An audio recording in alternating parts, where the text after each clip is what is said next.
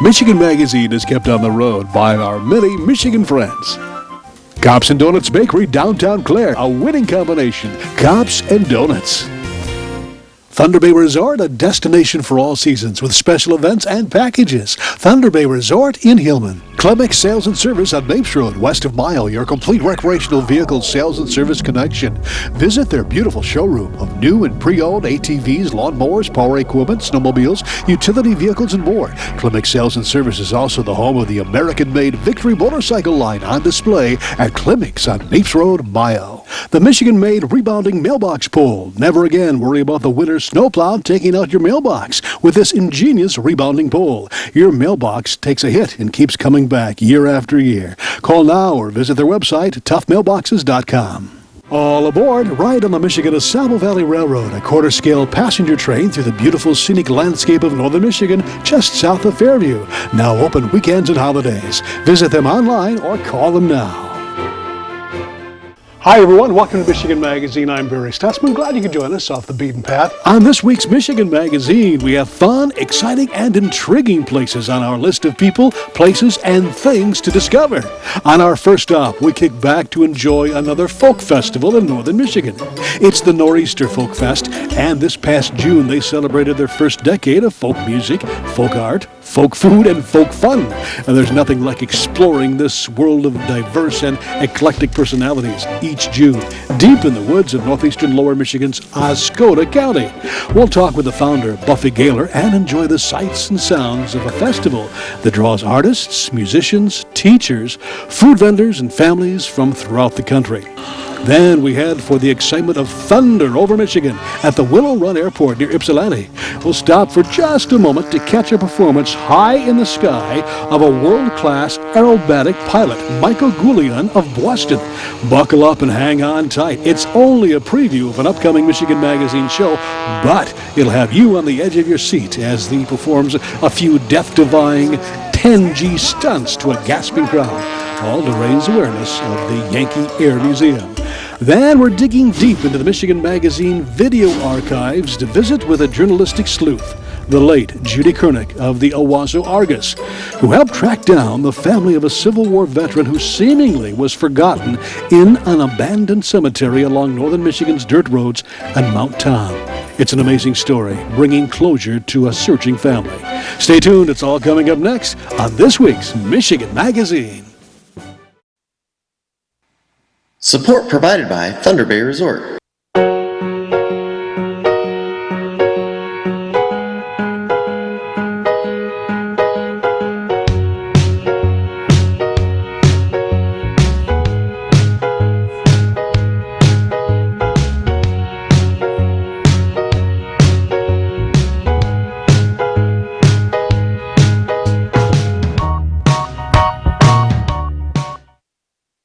Remembering good times and great food, Frank and Lisa invite you to Tin Lizzie's in Mile for a blast back to the 50s and 60s when food was made from scratch, including home-ground Angus burgers. A full menu of great food and good memories await you at the new Tin Lizzie's of Mile. It's volunteers who bring it all together. An event of fun, food, and art from folk to fine. An eclectic gathering of tastes and expressions. It's the Noreast'r Folk Festival, held each year at the Oscoda County Fairgrounds. The festival's purpose is to promote creative and performance arts in northeastern Michigan. It's become quite an eclectic event. The festival is run by the DeSable Valley Noreast Association of Folk, a nonprofit organization whose mission is to provide an outlet in which to appreciate and celebrate the diverse areas of folk culture through music and the arts. And that it does. Don't come here with any preconceived notions. Just come to relax and enjoy with an open mind. The festival has been welcomed into the county with open arms, bringing artists and spectators from throughout the Midwest. We have had a wonderful time here at the Noreast'r Festival. We opened our gates Friday at 3 o'clock. We do a free night on Friday, and then we do paid weekend and then day passes. And once you're in for the weekend, you can camp. There's rustic camping all over the grounds. And there's plenty of shade here. We've got a main stage and a second stage, and our artists are here. Most of them are demonstrating for the weekend. All kinds of workshop activities and children's activities. Kids carved yams at 11. They did like a carving lesson with yams, which is easier for them to carve. So what you're telling me is it's kind of an event for the entire family? Oh yes, definitely. All ages are out here. As far as artists, where are you drawing them from? They are coming from primarily Michigan, but all over the state of Michigan. It's actually a juried art show, so they have to send in the application with pictures of their work, and they select, you know, what they think is applicable to this festival, which is basically traditional arts. Okay. So we've got a variety of like soap.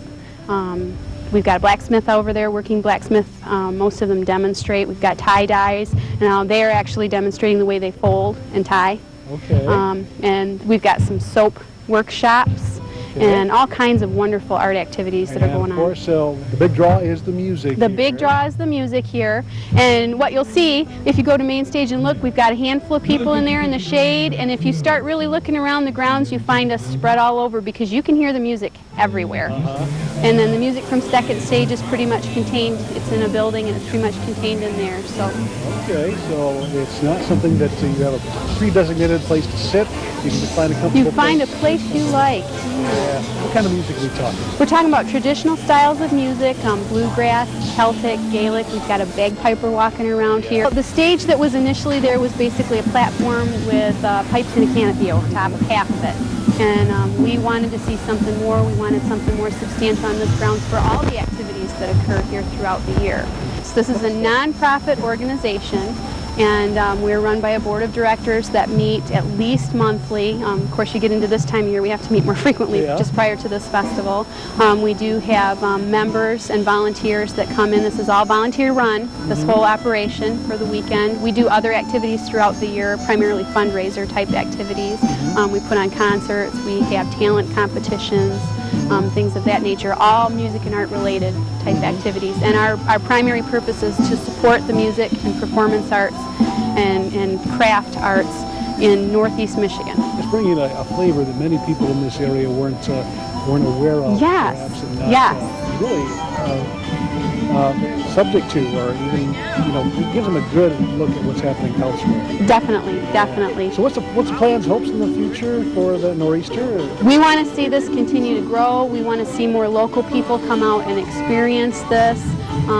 See that this is a wide variety of peoples that are out here and come out and enjoy and learn. We want them to learn. That's why we do the workshops. That's why we encourage our artists to do demonstrations. We reduce their booth fee if they will demonstrate for us. We want them to participate, not just watch. Right. Well, that's a perfect opportunity for that. Yes. Just have a good day, make a day and a whole weekend of it. Okay. Now, if somebody wanted to become involved in the Noreast'r as far as volunteerism or just monetarily, how do they do this? If you go to www.noreastr.net, there's complete information about our organization, how to contact our P.O. box, how to contact us online, and then we can then direct you from there based on your inquiry. Well, for those of you looking for something out of the ordinary for the whole family, we suggest you latch on to the next Noreast'r that blows this way, toward the Ascota County Fairgrounds, midway between Fairview and Mile. From mid-morning till late in the evening, you'll find something happening on stage or in the pavilion, rain or shine. If you want to become more hands-on involved, there's plenty of workshops from guitar to perhaps mandolin, penny whistles, dulcimers, or even pottery. Best to check the schedule out online for your interests. And of course, the arts and crafts will attract your attention. A big salute to all those volunteers who've helped bring another slice of cultural diversity to northern Michigan through the Noreast'r Music and Arts Festival.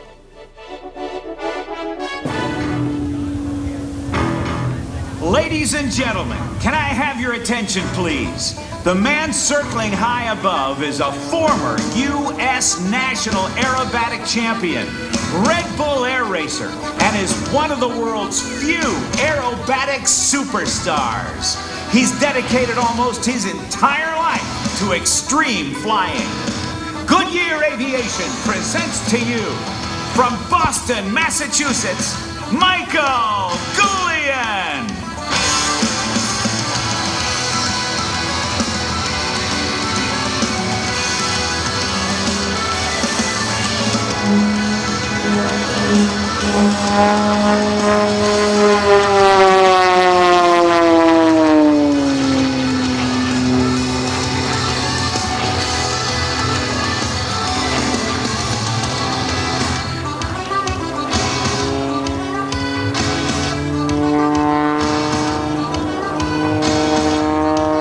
The knife-edge spin coming earthward at about 4,000 feet per minute.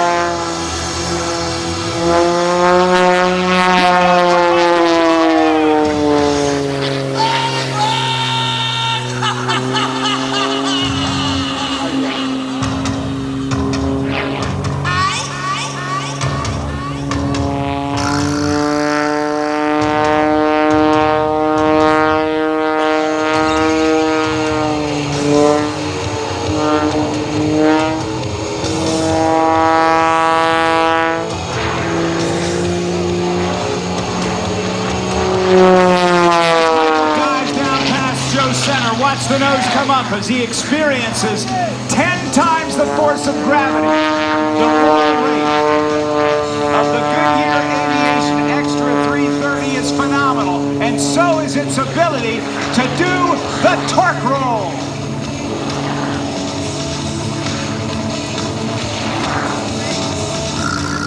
Oh yeah, Michael! How do you like our buddy Michael Goulian, everybody?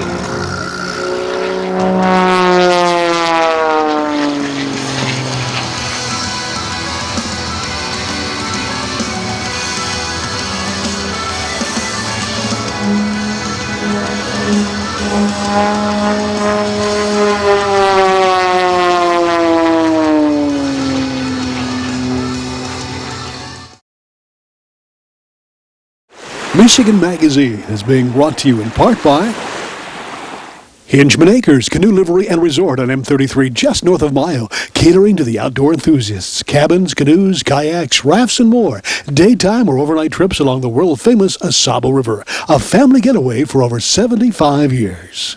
Experience the beauty, artistry, and taste of northern Michigan. Come to Amish Country Natural Products on Mount Tom Road, north of Mile, just off M33. From arts and crafts to fresh foods and vegetables, all natural, all local, all good. Stop by and get acquainted with Amish Country Natural Products, 1454 North Mount Tom Road, Mile. Rose City Drugs, your full-service pharmacy and gift shop, with 1-hour photo in 15 minutes. North M33, Rose City.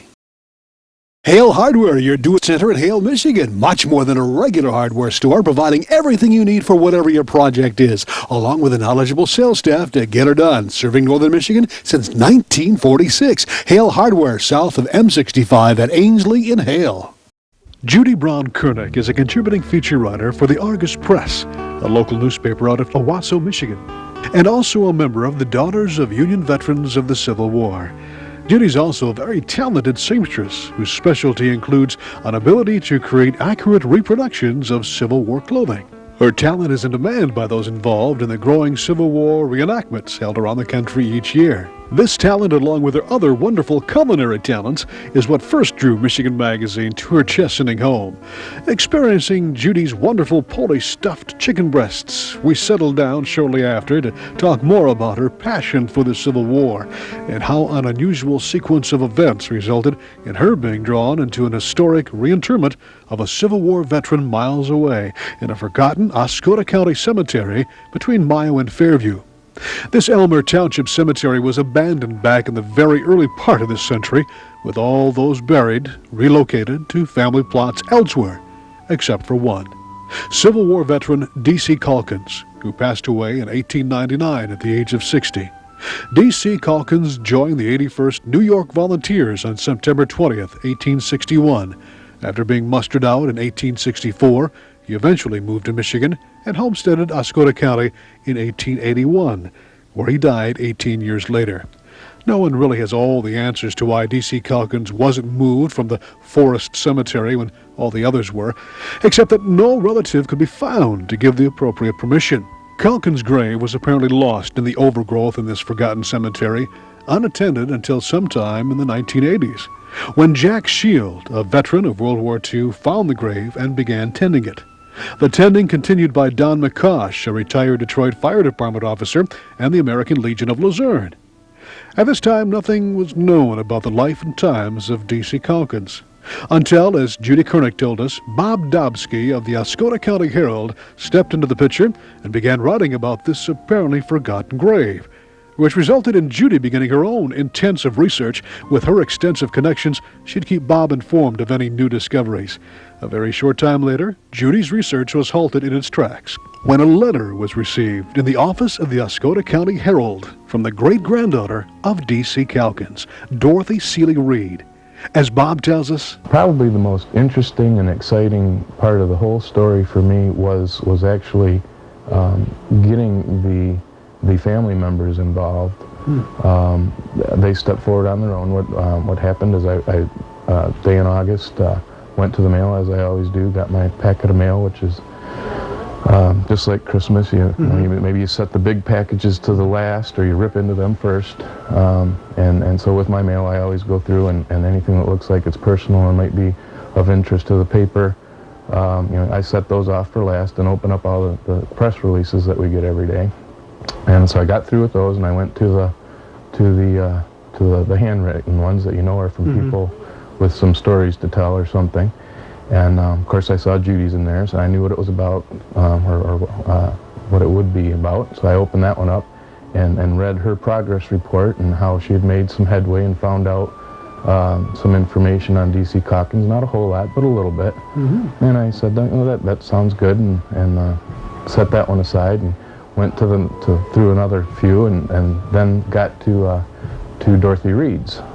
Didn't know who she was, and of course opened it up, and there in front of me is D.C. Calkins' whole story, because she is a relative of his, and more or less just spelled out the whole story, and I just thought that was neat, because not only did the order in which I happened to open those letters just kind of made a natural progression of, okay, well, we're learning a little bit more through Judy's letter, and then open up Dorothy's, and bang, there's the whole story.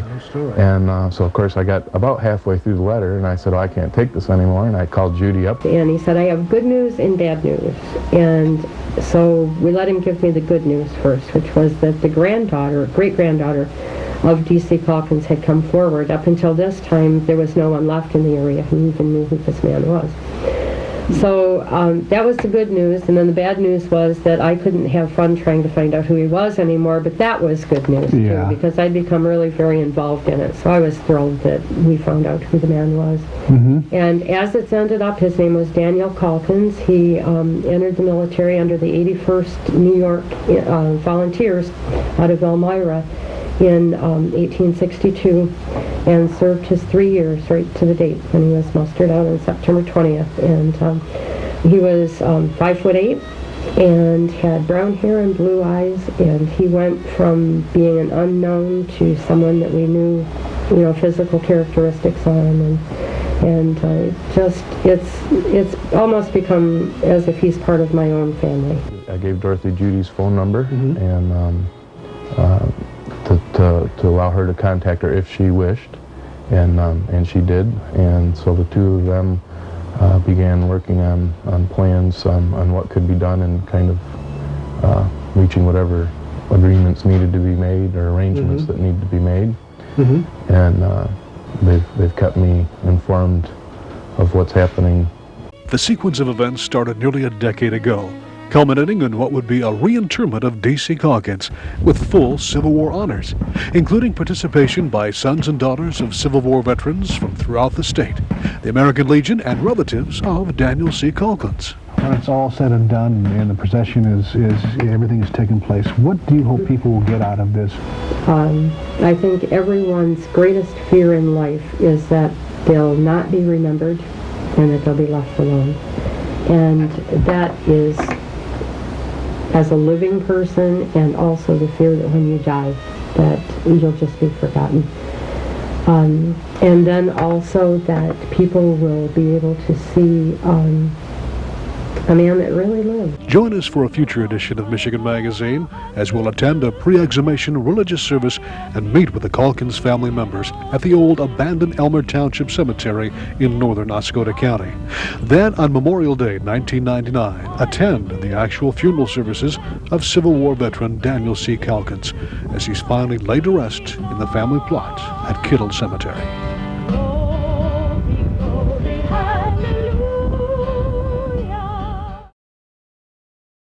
Cops and Donuts Bakery, downtown Clare, what began as a crazy idea among 9 police officers to purchase the historic Clare City Bakery quickly became an international phenomenon, carrying on a Michigan tradition with delicious donuts, pies, pastries, breads, original coffee, and more, plus a full menu at the new adjacent Traffic Stop Diner. Downtown Clare, a winning combination, Cops and Donuts.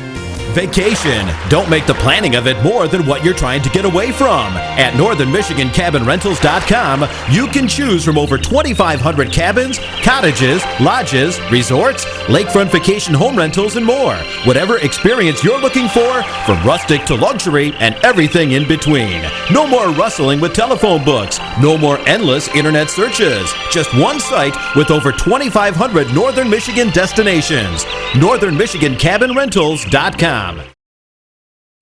Well, there you go. It's simply amazing what you'll find off the beaten path. We hope you'll join us next week for more Michigan adventures. Meanwhile, to help you make your own adventures, follow us on Facebook and Twitter to discover all that we're doing and where we're going. Get out and discover the Great Lakes State. We'll meet you back here on RFD TV to compare notes. Have a great week. We'd like to thank all those that help keep Michigan Magazine on the road.